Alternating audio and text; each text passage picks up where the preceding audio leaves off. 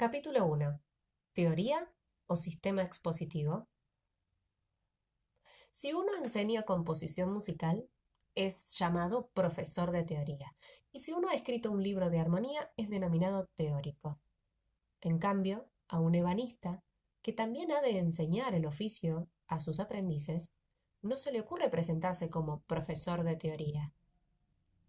Si alguna vez se da a sí mismo el título de maestro ebanista, esto es más alusión a una categoría profesional que otra cosa. Jamás se le ocurriría tenerse por un erudito, aunque conociera muy a fondo su profesión. Si hay alguna diferencia, estribará acaso en que la enseñanza musical es más teórica que la de la ebanistería. Pero la cosa no es tan clara, porque el ebanista, que sabe qué ensambladuras pueden hacerse con la madera, se funda en el mismo tipo de observación y de experiencia que el teórico musical, cuando sabe qué acordes pueden encadenarse eficazmente. Y si el ebanista conoce qué clase de madera debe usarse en cada caso, obra como el teórico musical, cuando valorando lo que pueden dar de sí los temas, sabe el desarrollo que puede tener una pieza musical. Y cuando el ebanista emplea estrías para animar una superficie lisa, muestra tan mal gusto y casi tan poca fantasía como la mayoría de los artistas y de los teóricos de la música. Así pues, si la enseñanza del ebanista como la del teórico musical se funda en la observación, en la experiencia, en la reflexión y en el gusto, en el conocimiento de las leyes naturales y de las condiciones del material, ¿dónde está la diferencia esencial? ¿Por qué no se lo llama también teórico al maestro ebanista o maestro de música al teórico musical? Porque existe una pequeña diferencia. El ebanista no puede nunca entender su trabajo de manera meramente teórica, mientras que el teórico musical generalmente no sabe utilizar la práctica. No es un maestro. Aún más, el auténtico teórico musical se avergüenza del trabajo práctico porque considera que eso no es lo suyo o que es cosa de otros. Ocultar esto, sin hacer de esa carencia una virtud, no le basta. El título de maestro está desvalorizado, pues podría inducir a error con otras profesiones. Y de aquí la tercera diferencia. A un oficio distinguido debe corresponder un título distinguido. Y por eso la música, a pesar de que los grandes artistas son llamados aún hoy maestros, no tiene como la pintura simplemente una enseñanza práctica, sino una enseñanza teórica. Y como consecuencia, ningún arte resulta tan obstaculizado por sus propios profesores como la música. Pues nadie ve la más segura propiedad que aquel que sabe que, estrictamente hablando, no le pertenece. Cuanto más difícil es la legitimación de tal propiedad, mayor es el empeño en demostrarla. Y el teórico, que habitualmente no es artista, o lo es en grado ínfimo, es decir, no lo es, tiene así todas las razones para esforzarse en asegurar su innatural posición. Sabe que el alumno, la mayor parte de las veces, aprende a través del modelo que le suministran los compositores en sus obras maestras. Y si el alumno pudiera acercarse a la composición musical como a la de un cuadro, si hubiera talleres de composición musical como los hay de pintura, se vería claro cuán superfluo e incluso nocivo es el teórico de la música. Y como éste se da cuenta de la situación, busca su defensa creando sustitutivos del modelo vivo, la teoría, el sistema. No quiero entablar polémica contra los que se esfuerzan en encontrar las leyes hipotéticas del arte. Tales esfuerzos son necesarios. Son necesarios ante todo para alimentar la tensión mental del hombre.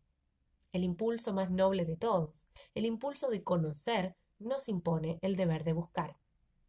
Y una doctrina errónea, basada en una búsqueda honrada, vale mucho más que la presuntuosa seguridad de aquellos que se oponen a tal búsqueda porque creen ya saber, saber sin haber buscado por sí mismos. Nuestra preocupación debe ser meditar continuamente sobre el misterioso origen de la actividad artística, pero empezando siempre desde el principio, observando una y otra vez e intentando organizar y reagrupar las cosas de nuevo por nosotros mismos, no considerando nunca como dado más que las apariencias. Estas deben considerarse como eternas, con mucha más razón que las leyes que uno cree encontrar. Debemos, ya que las conocemos bien, llamar con más derecho ciencia a nuestro conocimiento de las apariencias que a aquellas suposiciones con las que intentamos explicarlas. Sin embargo, también tales suposiciones tienen su legitimidad, como intentos, como resultados de un esfuerzo mental, como gimnasia del espíritu e incluso muchas veces como grados de ascenso hacia la verdad. Si la teoría del arte se contentase con esto, si se considerase pagada con lograr una búsqueda honrada, nada tendríamos contra ella. Pero quiere ser más. No quiere ser solo una búsqueda para encontrar leyes. Afirma haber encontrado leyes eternas. Observa un cierto número de fenómenos, los ordena según criterios generales y deduce de esto unas leyes. Hasta aquí, esto podría ser justo, pues apenas puede hacerse otra cosa, pero en este punto comienza el error, pues llega a la falsa conclusión de que estas leyes, por corresponder evidentemente a los fenómenos observados hasta un cierto momento, serán válidas también para los fenómenos que se produzcan en el futuro. Y he aquí lo más funesto. Creen haber encontrado un canon de la obra artística válido para las obras de arte futuras. Y a pesar de que los teóricos quedan frecuentemente desautorizados por la realidad cuando consideran antiartístico lo que no está producido según las reglas, no obstante, perseveran en el error. ¿Qué ocurriría si no se poseyeran siquiera el monopolio de la belleza, ya que el arte no les pertenece? ¿Qué ocurriría si para todos y para todo tiempo quedase claro lo que aquí decimos? ¿Qué significaría tal prescripción si resultase que en la realidad el arte se transmite y evoluciona a través de las obras maestras y no de las reglas de belleza? ¿No sería entonces, para esos teóricos, demasiado halagadora la comparación con el maestro ebanista? Podría pensarse que voy demasiado lejos, que todo el mundo sabe hoy que la estética no prescribe leyes de belleza, sino solo procura deducir su existencia de las obras de arte. De acuerdo, esto lo sabe hoy casi todo el mundo, pero apenas si se toma en cuenta. Vayamos a la cuestión. Quiero mostrar un ejemplo. Creo haber logrado en este libro rebatir algunos viejos prejuicios de la estética musical. Que tales prejuicios se hayan mantenido hasta ahora sería ya una demostración de lo que digo. Pero cuando explico lo que no es una exigencia necesaria del arte, cuando digo la tonalidad no es una ley natural eterna de la música, enseguida veo cómo los teóricos saltan indignados y ponen el veto a mi honradez. ¿Quién admitiría hoy una cosa así, aun cuando yo la afirmara más tajantemente aún de lo que lo han hecho? La fuerza que el teórico necesita para afirmarse en su insostenible postura procede de su alianza con la estética. Esta se ocupa solo de cosas eternas y llega siempre demasiado tarde a la vida. A esto se llama conservadurismo, lo cual resulta tan risible como llamar conservador a un tren rápido. Sin embargo, las ventajas que la estética ofrece al teórico son demasiado grandes para que éste se ocupe de tales detalles.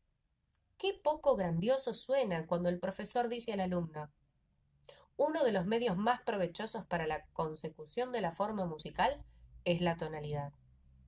Pero qué distinto resulta cuando habla del principio de la tonalidad y dice tú debes, como si fuera una ley cuyo acatamiento fuese ineludible para toda forma musical. Este ineludible nos parece percibir un hálito de eternidad. Si te atreves a pensar otra cosa, joven artista, tendrás a todos en contra tuya. A todos los que saben hace tiempo todo esto que digo aquí. Y te llamarán encizañador y tramposo, y te calumniarán. Quiere engañar, quiere asombrar. Y cuando te hayan manchado con su vileza, ellos quedarán como unos héroes que parecen solo defender a los demás de las cosas dañinas que a ti mismo te perjudicarán. Y el bribón, naturalmente, serás tú. Al diablo todas esas teorías si sirven solo para poner trabas al desarrollo del arte. Y si sirven para algo positivo, es para ayudar a aprender más deprisa al que compone mal. Lo que podría exigirse de estos teóricos no lo cumplen. La forma en que realizan la estética es extraordinariamente primitiva. No toman de ella más que algunas bellas frases, pero sobre todo le piden prestado su método de sentencias y afirmaciones apodícticas. Si afirma, por ejemplo, esto suena bien o esto suena mal, sería más justo y honrado decir hermoso o feo. En primer lugar, esto es una presunción y en segundo lugar, un juicio estético. Si esto se ha establecido infundadamente, ¿por qué debe creerse? ¿Es preciso creer en la autoridad del teórico? ¿Por qué? Si no ofrece razones, o bien dice solo lo que sabe, no porque lo haya descubierto él mismo, sino porque lo ha aprendido así, o bien dice lo que creen todos por ser una experiencia común. Pero la belleza no es cosa de la experiencia de todos, sino a lo sumo de la experiencia de algunos. Y ante todo, si se establece un tal juicio sin más fundamentación, esta fundamentación debería brotar del sistema mismo, con tal necesidad que habría que admitirla. Y aquí nos tropezamos con lo más asombroso de estos teóricos. Quieren que sus teorías sirvan como estética práctica. Quieren influir en el sentido de la belleza. Que, por ejemplo, surja la obra de arte de las progresiones armónicas que han considerado como buenas. Quieren tener el derecho de prohibir los sonidos y los encadenamientos que consideran feos. Pero estas teorías no están construidas de manera que de sus fundamentos, de la sistematización consecuente de estos fundamentos, se deduzcan lógicamente sus valoraciones estéticas. Por el contrario, no se encuentra ningún nexo, absolutamente ninguno. Estos juicios de belleza y fealdad son excursiones absolutamente inmotivadas al campo de lo estético, que nada tienen que ver con el conjunto del sistema. Las quintas paralelas suenan mal. ¿Por qué? Esta nota de paso es dura. ¿Por qué? Los acordes de novena no existen o bien suenan duros. ¿Y por qué? ¿Dónde residen en el sistema las razones comunes básicas para estos tres porqués? ¿En el sentimiento de lo bello? ¿Y eso qué es? ¿En qué relación está el sentimiento de lo bello con este sistema? Con este sistema, por favor. Este sistema. En otra ocasión mostraré que no es nunca lo que debiera ser, a saber, un sistema expositivo. Un método para analizar coherentemente una materia, para dividirla y subdividirla claramente y para establecer unos fundamentos que aseguren una sucesión sin rupturas. Mostraré cómo este sistema es enseguida insuficiente, cómo pronto se rasga por todas partes y hay que remendarlo con un segundo sistema que tampoco es tal para acomodar malamente algunos nuevos resultados. Pero las cosas deberían ser de otra manera. Un auténtico sistema debe, ante todo, poseer unas bases que abarquen todos los resultados. Mejor dicho, que abarquen todos los resultados que existen realmente. Ni uno más, ni uno menos. Tales bases son las leyes naturales. Y sólo esas bases, que no tienen excepciones, podrían tener la exigencia de ser válidas siempre, pues alcanzan una necesidad común e ineludible, como las leyes naturales. Pero las leyes artísticas tienen, sobre todo, excepciones. Tampoco he podido yo encontrar unos fundamentos firmes, ni creo que se encuentren tan pronto. Los intentos para conducir lo artístico al terreno de lo natural naufragarán todavía muchas veces. Los esfuerzos para hallar leyes artísticas lograrán los mejores resultados cuando consigan desvelar ciertas analogías, descubrir cómo el órgano del sujeto observador se instaura en las peculiaridades del objeto observado. La comparación acerca lo que está lejos, aumenta los rasgos de detalle y aleja lo que está demasiado cerca hasta que consigue una visión de conjunto. No se puede atribuir hoy más importancia a las leyes artísticas. Pero esto ya es mucho. El intento de construir leyes artísticas a partir de peculiaridades comunes, así como la observación de las analogías, no deben faltar en ningún tratado de arte. Pero no debe pretenderse que tan pobres resultados sean considerados como leyes eternas, como algo semejante a las leyes naturales. Lo repetiré de nuevo. Las leyes naturales no conocen excepciones. Las leyes artísticas se componen ante todo de excepciones. Lo que queda fuera de tales excepciones puede bastar, si se da como método de enseñanza, como sistema expositivo cuya organización sea coherente y consecuente con respecto al objeto pedagógico propuesto, cuya claridad sea simplemente claridad de exposición, pero no de las cosas mismas que constituyen la materia expuesta. He tendido hasta el máximo hacia un tal sistema, y no sé si lo he conseguido, pero me parece que he logrado al menos evitar aquellos dilemas en los que hay que admitir las excepciones. Los fundamentos del sistema abarcan un excedente de casos posibles sobre los realmente existentes. Esta falta ocurre también en los sistemas que no abarcan todos los resultados reales. En el mío hay también exclusiones, pero ellos las hacen con juicios estéticos, malsonante, duro, feo, etc., y no utilizan las nociones más modestas y verdaderas. El hacerse cargo de que se trata de cosas inadecuadas. Lo que es realmente feo nunca podría ser idóneo para realizar algo bello en el sentido de tales teóricos, pero lo que es simplemente inadecuado puede ser adecuado en algún caso. Y con ello, la teoría de la composición elude una responsabilidad que nunca ha podido justificar y puede ahora limitarse a lo que es su verdadera tarea, proporcionar al alumno tal habilidad que esté en condiciones de crear algo de probada eficacia. No tiene por qué garantizar que sea nuevo, interesante o bello, pero debe responder de que, observando sus orientaciones, puede alcanzarse algo que se asemeje a las condiciones artesanas de las antiguas obras de arte, al menos hasta el punto en que lo específicamente creativo escapa ya a todo control mecánico técnico.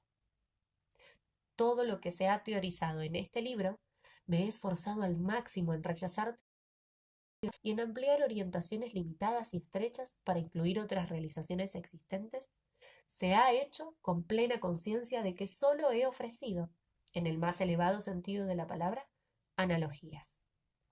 Símbolos que se dirigen sólo a conectar ideas alejadas entre sí, a suministrar claridad a través de la unidad de la exposición, a producir, a través de la riqueza de las relaciones de todos los hechos, ideas sugestivas y fructíferas. No se trata de establecer nuevas leyes eternas. Si consiguiese llevar a un solo alumno al dominio absoluto de la artesanía de nuestro arte, como un maestro ebanista hace siempre con sus aprendices, me daría por satisfecho. Y estaría orgulloso si, parodiando una frase famosa, pudiera decir: he quitado a mis alumnos de composición una mala estética, pero les he dado una buena maestría.